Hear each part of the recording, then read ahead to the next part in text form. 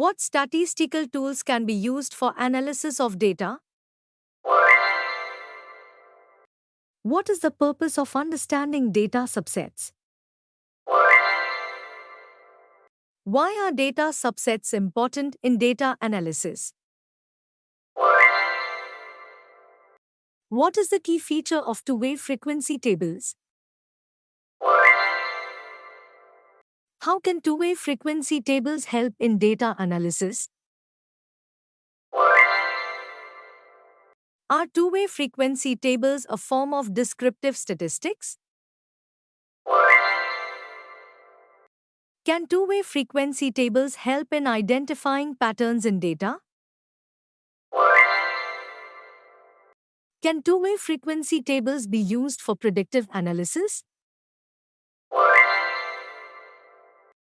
Do data subsets make data analysis easier or more complex? Are statistical tools necessary for analyzing data?